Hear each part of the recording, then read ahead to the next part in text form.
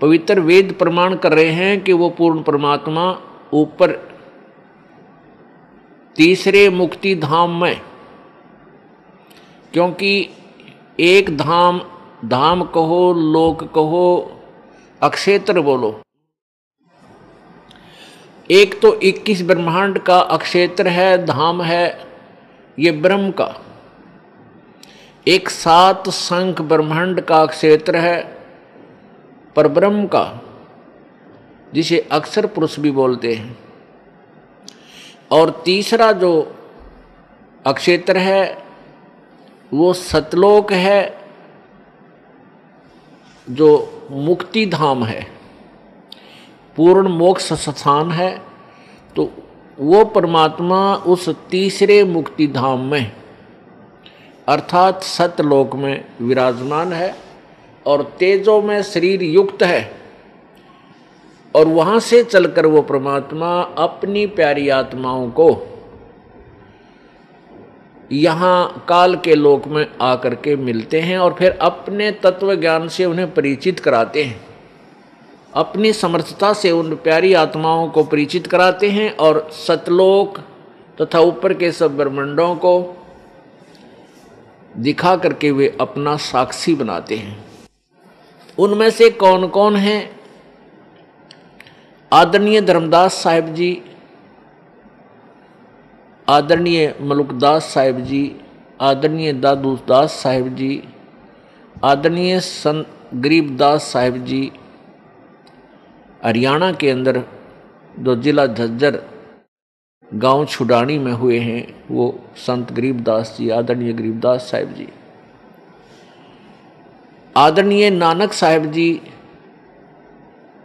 जो सिख धर्म के प्रवर्तक माने जाते हैं, आदरणीय गीसा दास साहिब जी जो मेरठ के पास खेखड़ा ग्राम में, वहाँ उनका धाम है, स्थान है, वो भी परमात्मा के साक्षी हैं।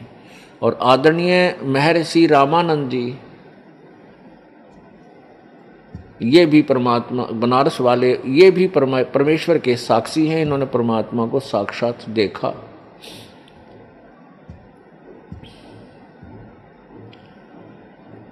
पुण्यात्माओं, हम जिस भी कार्य को करने चलते हैं उसके विषय में हमें पूरा ज्ञान होना चाहिए, तभी हम उसमें पूरी रुचि से लग सकते हैं। जैसे कोई बच्चा ट्रेनिंग करता है, कोर्स करता है, कोई जेबीटी करता है, अध्यापक की ट्रेनिंग, कोई बीएड करता है, कोई एमबीबीएस करता है, कोई इंजीनियरिंग करता है, कोई डिप्लोमा के लिए करता है। तो उस डिप्लोमा या इंजीनियरिंग या जो भी जेबीटी आदि वो ट्रेनिंग करने की सोच रहा है, तो उसके विषय में उसको पूर्व ज्ञान होता है। स्टार्ट करने से पहले उसको पूर्ण ज्ञान होता है कि इस कोर्स के, इस ट्रेनिंग के करने से मुझे क्या बेनिफिट होगा। तब वो बच्चा उस पर तन मन धन से लग जाता है और सफल हो जाता है।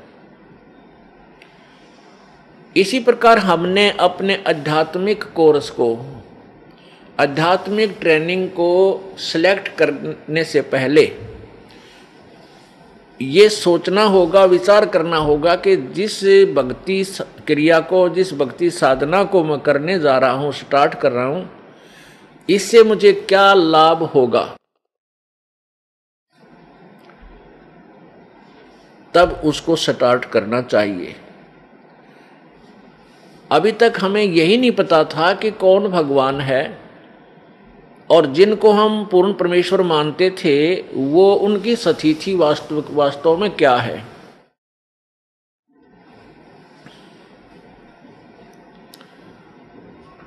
हमने रजगुण श्री ब्रह्मा जी, सतगुण श्री विष्णु जी और तमगुण श्री शिव जी को सर्वेश्वर, महेश्वर, मृत्युंजय, कालज्ञ और सर्वेश्वर, सर्व ब्रह्मांडों के रचयिता, सर्व दुख हरण करता आदि आदि ना जाने कितनी उपमाओं से जाना था। और जो हमारे धार्मिक गुरु होते थे पवित्र हिंदू धर्म के, वो ये कहा करते थे कि पुराणों के अंदर ऐसा ही लिखा है कि ये तीनों भगवान यही सर्वश्रेष्ठ रचनहार हैं, ये पूर्ण परमात्मा हैं, इनसे अतिरिक्त कोई अन्य भगवान नहीं है, कोई प्रभु नहीं है, कोई स्वामी नहीं है। तो हमने अपने टीचर्स को, अपने आध्यात्मिक अध्यापकों को अपने सिलेबस के पूरे जानकार विद्वान मानकर उनकी प्रत्येक बात को स्वीकार किया और उनके द्वारा दिए गए भक्ति मार्ग को भी स्वीकार करके उस पर हमने प्रयत्न किया।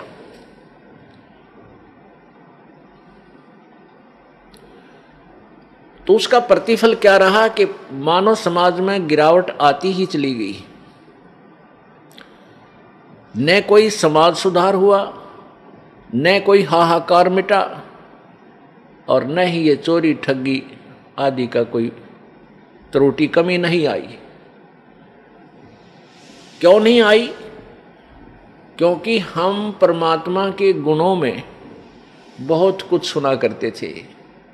परमात्मा अंधे को आंख दे दे, परमात्मा अपाहिज को पैर दे करके पहाड़ पर चढ़ने योग्य बना दे, परमात्मा निर्धन को धनी बना दे और जो रंक को राजा बना दे, और जो राजा अभिमानी हो उसको पटक के नीचे रंक बना दे। परमात्मा हमारे संकटों का निवारण करते हैं, आई हुई आपदाओं को टाल देते हैं। इस उद्देश्य से हम परमात्मा की तलाश करने लगे। इतना ज्ञान हमें नहीं दिया गया था, फिर भी हम परमात्मा की परमात्मा की खोज इसलिए क्या करते थे कि हमारा परिवार सुखी रहे, हमारा शरीर सुखी रहे और हमें घनाए धन मिले। इस दृष्टिकोण से हम परमात्मा की खोज में यानी भक्ति साधना करने लगते हैं प्रारंभ में, क्योंकि हमारे ऊपर इतनी पाप कर्मों की इतनी आपदाएं सवार होती हैं कि हम पहले उन्हीं से अलग होने की ही चेष्टा करते हैं। इसलिए हम परमात्मा के पाने का जैसा भी जिसने साधन बताया हम उसको करने लग जाते हैं, जिसके प्रतिफल में हमें कोई भी लाभ नहीं हुआ। जैसे कोई निर्धन व्यक्ति है, परमात्मा से प्रार्थना करने जाता है कि मेरे ऊपर कर्जा बहुत हो गया प्रभु, यानी मुझे इस आपदा से बचाइए।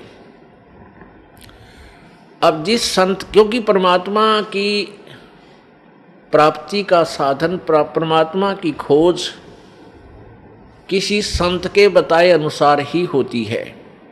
ऐसा हमें पता है कि कहते हैं कि गुरु बिन मोक्ष नहीं होता, ये प्रत्येक प्राणी की जुबान पे है, एक आधा नास्तिक ने छोड़ के।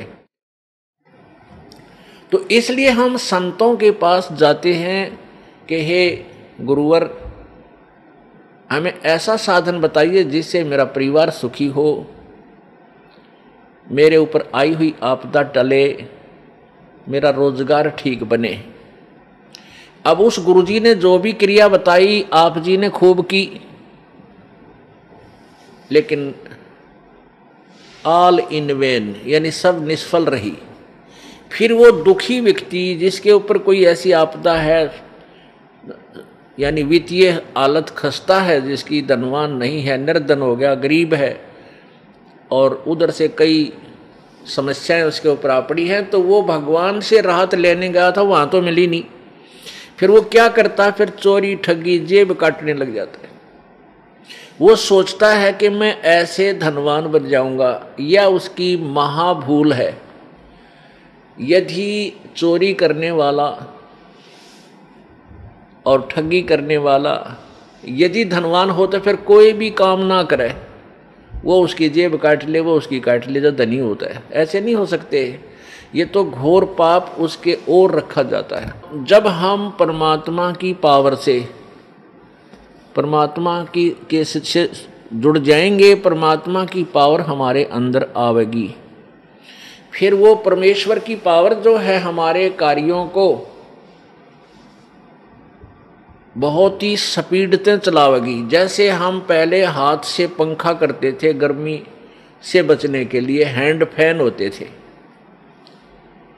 और चक्की पीसती थी हमारी माताएं बहनें, हाथों से आटा पीसती थी, और पशुओं के लिए चारा काटते थे, पहले तो ऐसे हाथों से काटा करते थे, और फिर एक चक्कर सा लगा करके उसके ऊपर फरसे लग गए, वो भी कुछ सुविधा हुई।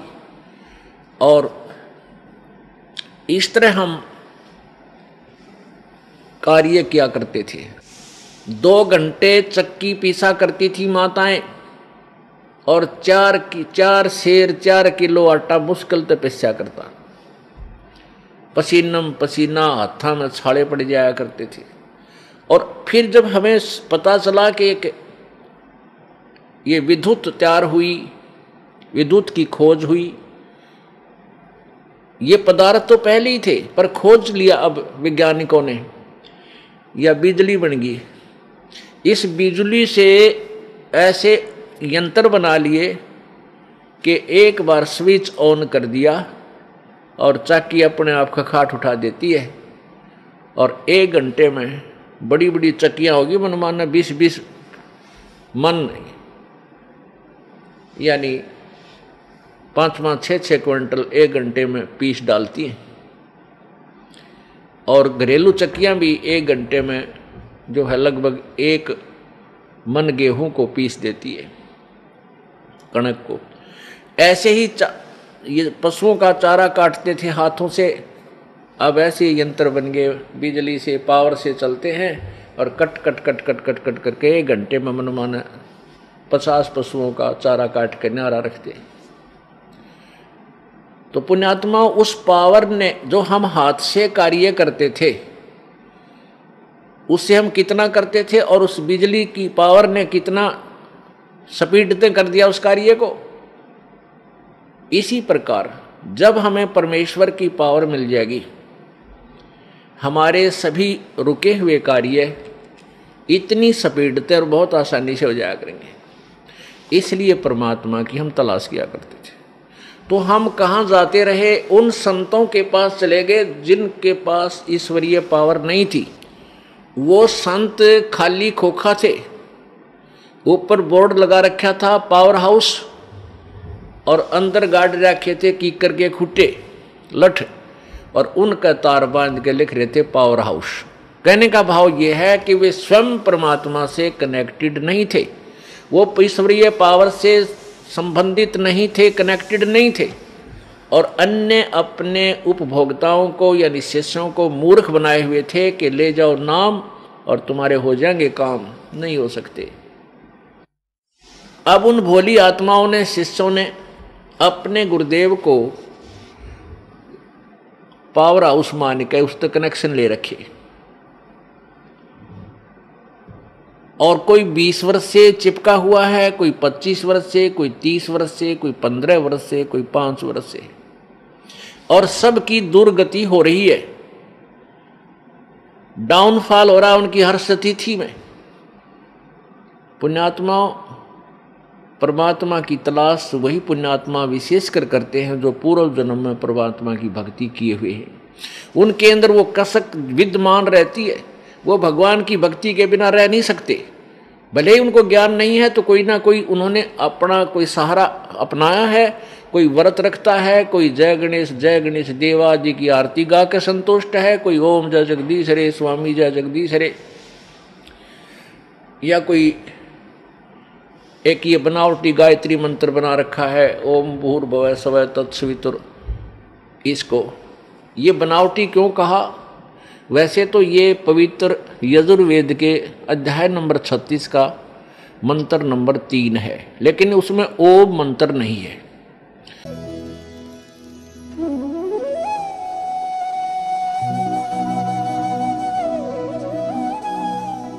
अगर आप ये वीडियो YouTube पर देख रहे हैं तो हमारे चैनल को सब्सक्राइब करें और बेल आइकन को दबाना ना भूलें। अगर आप Facebook पर ये वीडियो देख रहे हैं तो हमारे पेज को लाइक करें।